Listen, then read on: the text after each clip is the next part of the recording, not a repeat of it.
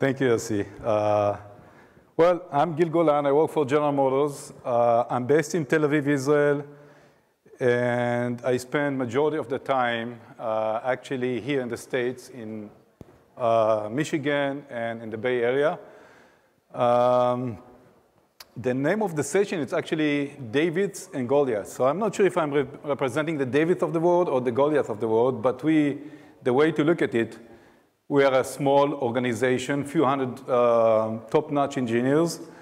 In Tel Aviv, in a way, we are the Davids and part of the large corporate, which is the Goliath. I'll be talking today about autonomous vehicles in the new mobility era. We also touch the Israeli angle. Israel is becoming quickly a hub for autonomous technologies and different transportation modalities. But let's start with a short video clip.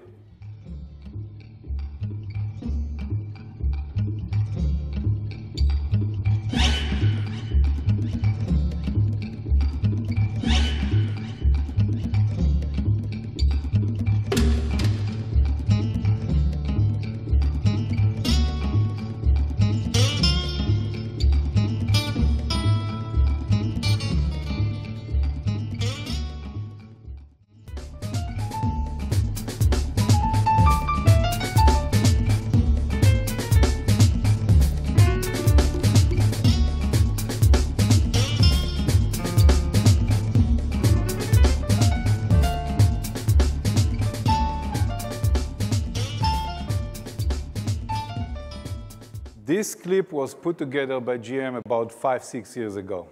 One of the most likely scenarios for autonomous vehicle to be deployed is as part of a fleet operator, not as an individual owner.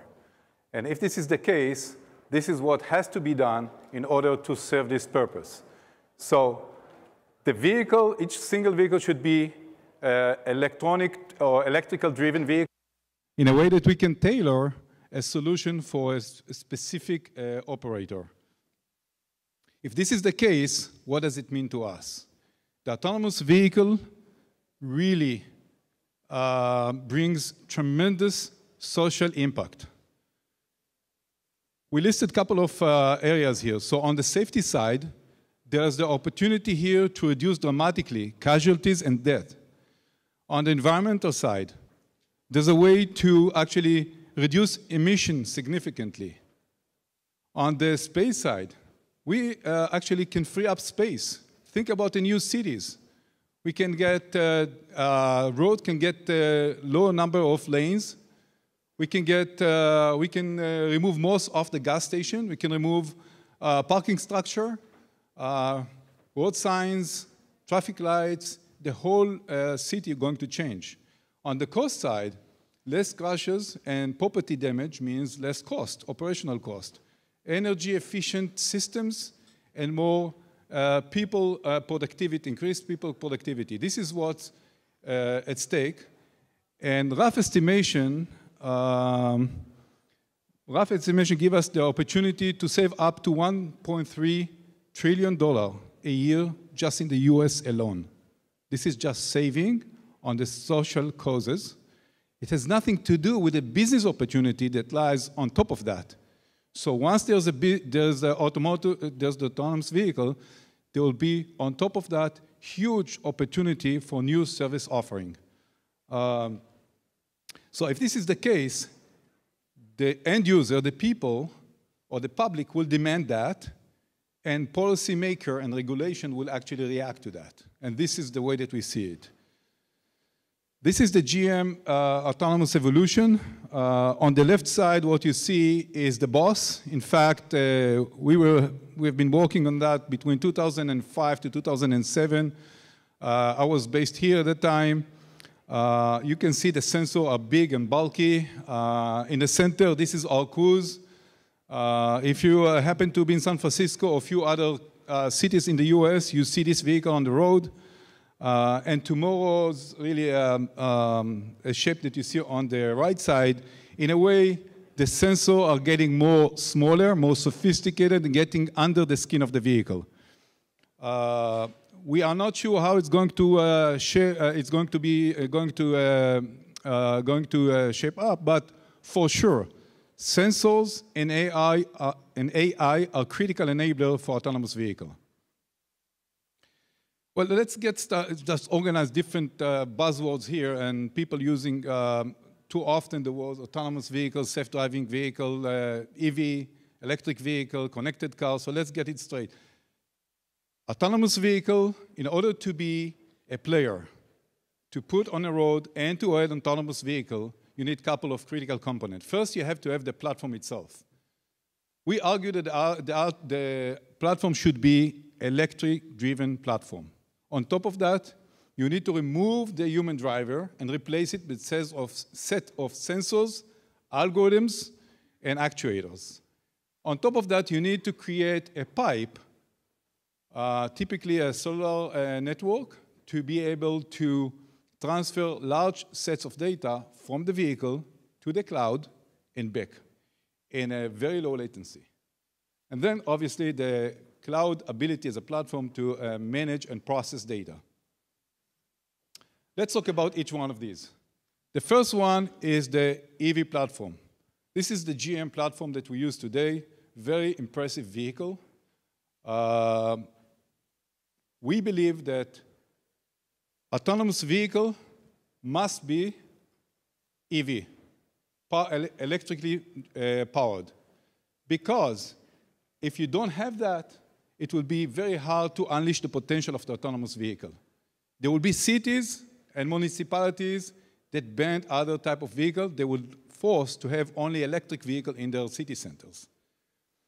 Or penalize other type of propulsion like ICE, internal combustion engines. The next piece is the human driver. In order to be successful, you're going to remove the human driver, okay? And put, again, sets of sensors, software or algorithms, and actuator. This is a classical description of the component that you need to replace the driver. On the left side, let's look at the lower chart here. On the left side, you see the yellow box, which is the sensor. So you have to have sets of sensors, like sets of cameras, LiDARs, radars, and different point-to-point communication. Then the sensor, in fact, acquire 3D data. The raw data gets into the processing unit, and then what we do, we fuse the data among the different sensor sources, and we do the first step, detection and classification. You want to know what objects are there and what they are.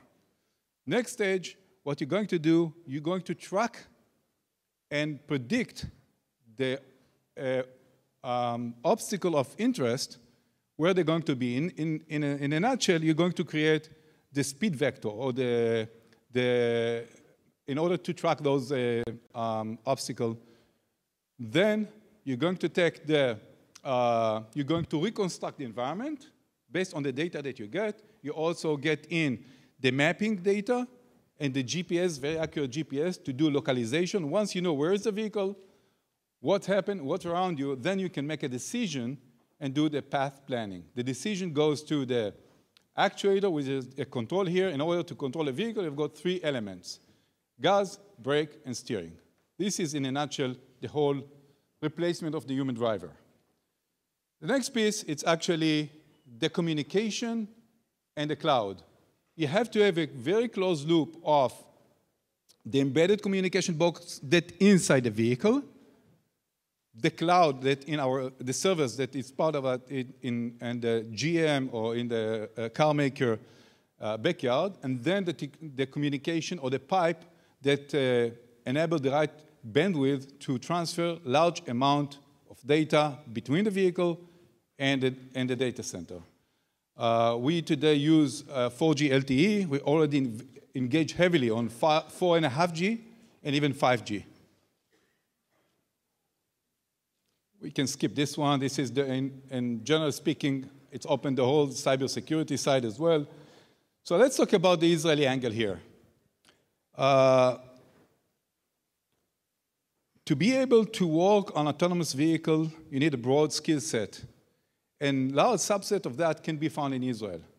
These are examples of, on the field today, semi-autonomous and autonomous machines. Given that, there is enough expertise and knowledge base that, based on that, we predict that Israel continue to play a critical role in the evolution of the autonomous vehicle. This is another glimpse of the Israeli startup arena.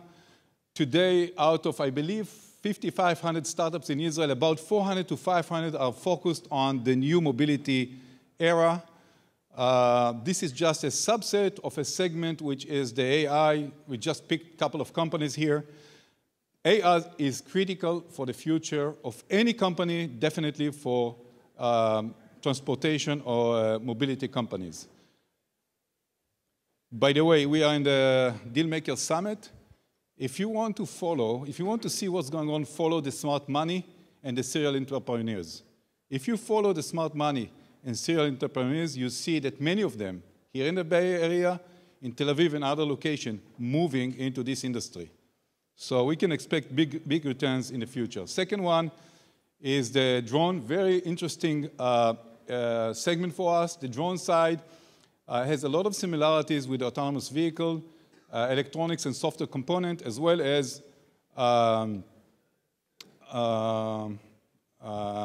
system-level integration. And this is my last slide. Technically, what you see here is a landscape as of today in Israel. On the left side, you see the well-established multinational, non-traditional automotive company. On one side, they do have well-established centers in Israel, and they express their wish or their interest to get into the new transportation arena. On the right side, this is the traditional car players. Obviously, GM was the first one, as Yossi alluded to. 10 years ago, we opened the site there. But the last year or two, we see more and more car makers and Tier 1 suppliers coming. And what you see here is the list of companies that already established center or announced that they're going to open one or in a very advanced stage of exploring. Thank you. Gil, before you leave the